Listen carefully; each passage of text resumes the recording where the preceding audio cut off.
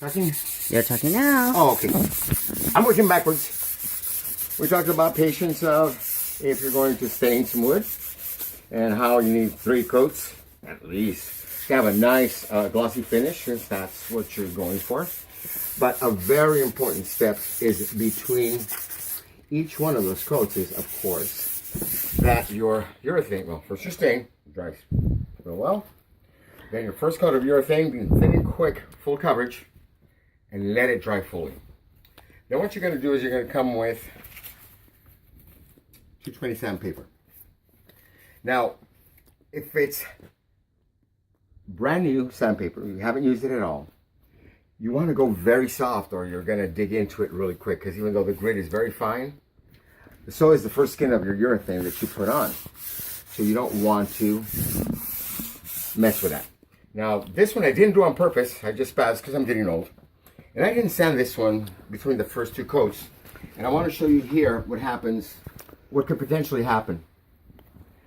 What you're doing when you're sanding is you are kind of evening the field. If you look at the surface on a microscope, you'd have these valleys and peaks. It would look like an electrocardiogram after watching the Super Bowl if your team lost in the last minute.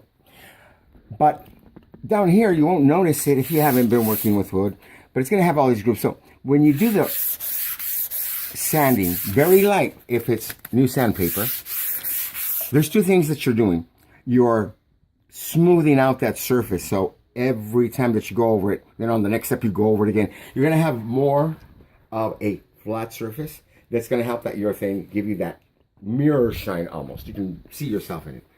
The other thing that you're doing is you're scuffing up the luster. If you don't scuff up the luster, you end up with potentials like that. What's that? It's urethane, but it just scuffed up on top of the other stuff. Oh, so it looks filmy. It didn't feel it. Because urethane is basically a solid that's going to be in a solvent, known in the state of California to produce cancer. So does everything, of course. But once it dries, you'll hear often, and it's not bad advice, when you're doing woodwork like this, after you do this, you clean really well. All the dust is off. Oh, that's true, but you know what? If it's not perfect, or even if you don't clean it, if you're in these steps of the urethane, when you put your new coat, if you don't have big pieces that you sanded off, it's going to be re-solvented into what the urethane is in the can, and it'll just become part of it again and not be an issue. But really, this is avoided, like I said, with patience and following those simple rules to achieve that good finish. Now what I'm going to do here, you'll notice, I'm going to get, any gross excess, if anything else, because of the flatness that I want to achieve, more than because, oh, it looks there. What I'm going to do to you right now, for you, is prove how that is going to go away just with the solvent of the urethane. So I get my urethane. Where's my bush? That side. That's on that side. The table. Hey, we're not in church, It's on that side. Well, I'm a lot closer to this side than you are. Okay. All right. Okay. Here's the one we were working on. He was working on. So, I haven't cleaned it, okay? Just to prove my point. Okay. I'm going to dip my urethane. Now, this is my last coat. The first coat, you're not going to get much luster because you're going to have absorption. The second coat, it's going to look pretty glossy. Following the steps appropriately on the third coat, it's going to take very little. Oh my God, where'd it go? It's actually melting back into the solvent. No magic here. Simple chemistry, also known in the state of California to produce cancer. Anyways. Now, I angle myself because I don't want to have any non-saturated parts, because I want this liquid to be one skin, and with gravity, either if it's standing up or laying down, With laying down, it's gonna spread, just like water. They go to the lowest, and that's where you get your sheen.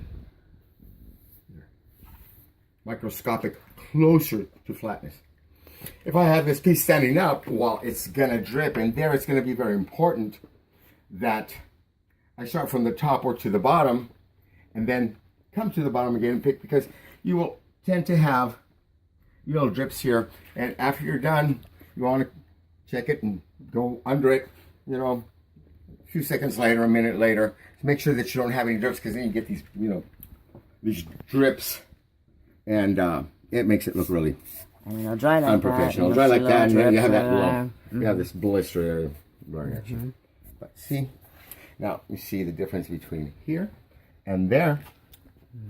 And what we achieve is that with very little urethane, any divots that you have from the grain and the sanding, just the natural shape of the wood, you're filling in those valleys with the urethane.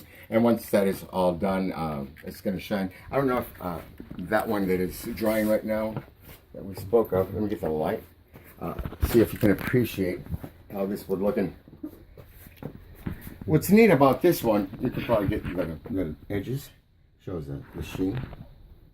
And it's going to be really cool because a game room, the man cave, is not going to be very lit.